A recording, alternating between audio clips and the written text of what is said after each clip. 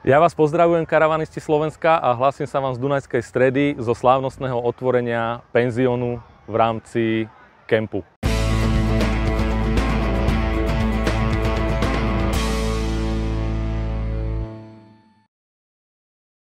Donedávna mnohí určite viete, že prednú časť a zadnú časť kempu v Dunajskej Strede rozdeľovala stavba, ale už je to minulosťou, pretože tento penzión za mnou je dostavaný, dneska je slávnostne odovzdaný a v podstate už vás tu nebude nič rušiť. Ba priam naopak, bude vám slúžiť spodná reštaurácia, o ktorej viac budete počuť v rozhovore s riaditeľom tohto kúpaliska a kempu.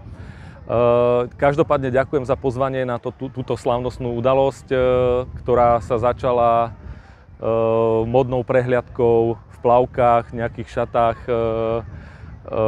nejakých mladých modeliek. Ďalej to pokračovalo príhovorom starostu Dunajskej Stredy, ktorý vám dávam kratučký zostrih tu. Vážené dámy, vážení páni, srdečne vás vítam tu pri slávnostnom odovzdaní penziónu tu na území termálneho kúpaliska. Je mi veľkým potešením, že každý rok sa tu takto stretávame pred sezónou.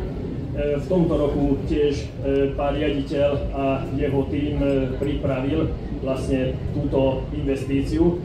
Táto investícia sa začala pred 2 rokmi a toto je kuriózum, že termálne kúpalisko z vlastnej existencie, respektíve z podnikania, vlastne vedeli tie peniaze, čo bolo treba na postavenie tohto penziónu, vyčleniť. Nebolo treba použiť na to cudzie zdroje, ba lepšie bolo, keby sme mohli využiť aj európske fondy, ale žiaľ sa to nestalo. Nie sú tomu možnosti, ale na druhej strane tento penzión tu je a môžeme sa z neho tešiť. Ďalej sa všetkým hosťom prihovoril aj samotný riaditeľ kempu a kúpaliska, teda Thermal Park Dunajská Streda. Ten zostrih vám dávam tu.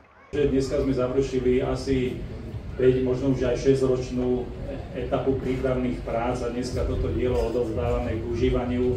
To znamená len začiatok pre nás, lebo jednak je to koniec výstavby, na druhej strane je to začiatok používania a začiatok prevádzkovania tejto inštitúcie, kde nás ešte čaká veľa víziev a práce.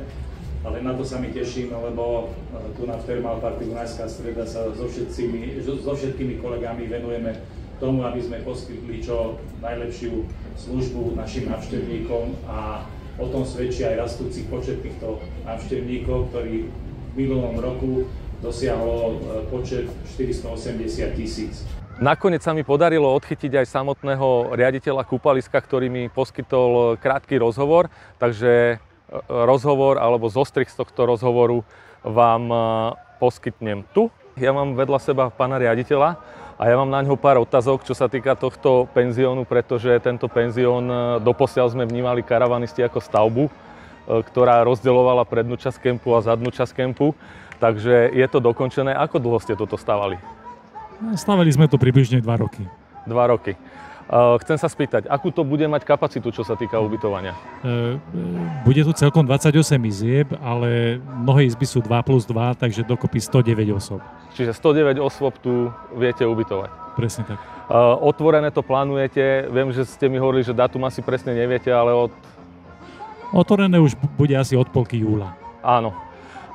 Potom sa chcem spýtať, súčasťou tohoto bolo aj vybudované detské ihrisko a vonkajšia terasa.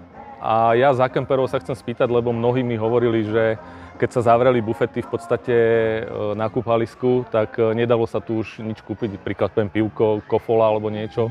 Ako dlho bude otvorená táto terasa?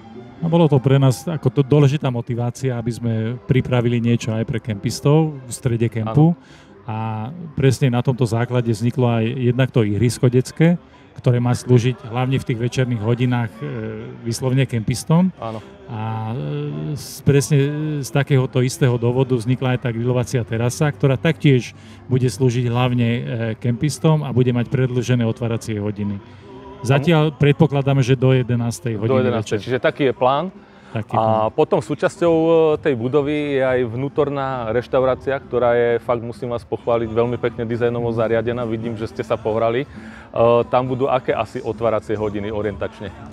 Tam budeme bežne podávať raňajky pre hotelových hostí a taktiež aj večere vo forme švédskych stolov, ale posledné roky vnímame veľký záujem kempistov o v podstate takéto raňajky aj večere, takže samozrejme v strede kempu to bude aj takáto možnosť, že kempisti, keď si to chcú užiť a chcú mať tú službu, že niekto to pre nich pripraví, tak bude aj takáto možnosť. Áno, za mňa super nápad, takže kemperi budete môcť využiť kľudne aj túto reštauráciu na raňajky, na obedy, kľudne na večere. A do večera to bude otvorené orientačne?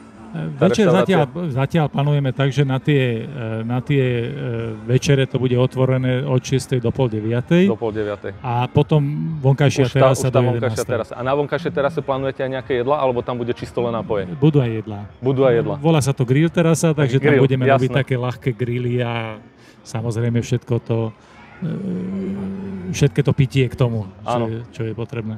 Áno, a všetky izby sú vnútri ladené, teda ja chcem kemperom povedať, pokiaľ máte známych, ktorí nemajú karavan a chcete s nimi stráviť, príklad poviem, nejaké prázdninové chvíle spolu, tak vy môžete byť kľudne v karavane a vaši známi sa môžu ubytovať v penzióne, čiže viete to takto sklbiť a viete tu fungovať v podstate celý deň spolu, čiže to je pre tých, ktorí nemajú karavany. A tu máte všetky izby, budú teda dvojpostelové? Tu nám máme väčšinu izieb 2+2, takže jednak je tam veľká francúzska posteľ plus rozkladacia pohovka, ktorá je už rovno v tej izbe, takže buď sa to používa ako klasická sedačka, alebo v prípade, keď je to roztiahnuté, tak ako dvojposteľ pre decka. Áno, a orientačne náhodou cenu mi neviete povedať na strel takej izby? Tak ceny začínajú, ak sa nemýlim, od 140 eur pre dve osoby, vrátanie raňajok a vstupu do Thermalparku. Tak podľa mňa to je cenovo prístupné, takže musím vás pochváliť aj za dizajn izieb. Mohli sme teda nahliadnúť a ďakujem za to, ďakujem každopádne aj za pozvanie na toto otvorenie. A milí kemperi, už vás nebude rušiť tu žiadna stavba, je to tu úplne krásne spojené, plynulé, proste predná časť kempu so zadnou, proste teraz to ja vnímam úplne ako krásny celok. A za vás úplne palec hore, lebo som počul, že pán primátor hovoril, že ste to všetko spravili zo svojich peňazí, čiže čo ste tu utržili, tak to ste tu vrátili. Áno, je to pravda. To by bolo na toto video všetko. Ja vám veľmi pekne ďakujem za pozornosť alebo za sledovanie tohto videa. Budem vám vďačný za každý odber môjho YouTube kanálu a za palec hore napríklad k tomuto videu alebo úplne iným videám, ktoré sú na mojom YouTube kanáli na tému karavany. Majte sa, dovidenia, vidíme sa pri ďalšom videu.